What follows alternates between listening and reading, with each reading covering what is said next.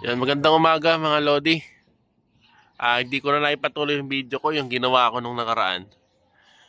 Dahil kasi namali ako ng gawa mga Lods. Ginawa kong grounded. Hindi ko in-isolate yung mga elements sa boom. At nahirapan ako mag-SWR doon kahit may gamma match. Ngayon ito mga idol, makakita nyo itong Yagi natin Ito. Yagi 4 element yan mga idol. Naka-isolate yan mga idol. At direct feed ang ginawa natin dyan.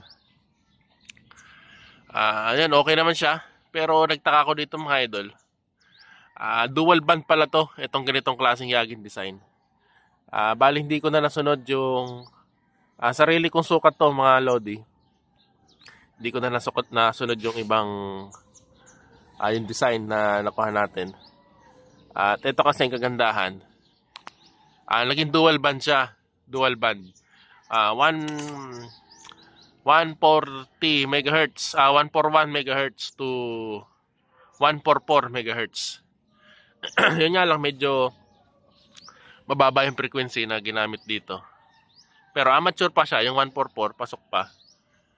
Dyan, kung pang sariling gamit lang, pang tutok-tutok sa alimbawa, may mga may mga farm kayo, gusto niyo tutukan yung mga tao nyo,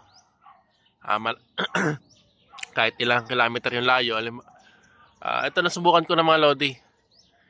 Yan, hanggang 25 kilometer kayang-kaya niya pa. VHF gamit ko.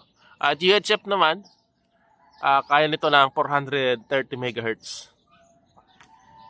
Yan, halos nagpa-flat 1 siya sa 429 hanggang 430 MHz.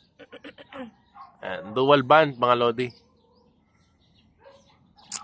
At ayan, sa mga gusto nito, ang hirap nito mga idol gumawa, sobra. Kasi ang lakas din sa element, hindi katulad ng ang J-Pole. Yan. Yung J-Pole natin. Dalawang sukat lang siya. Tsaka pwede mong i-tune talaga itong J-Pole.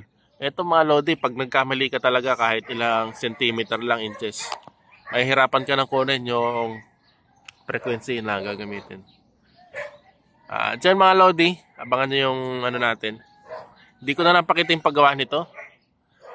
Pero yun pa din, yung una kong video pinakita, yung huli, bago tong video to. Ayan. At sa susunod gagawa tayo siguro, mga 3 element na lang. 3 element. Pero ito, yung Yagi nga, mga idol, pang directional yan. Kung gusto niya long range, ito. Pero, kung saan lang siya nakatutok, doon lang niya. Doon lang siya malakas sumagap. At doon din siya malakas bumato. Ayan. Sige mga Lodi. At dito muna tayo ang video. Salamat sa inyo.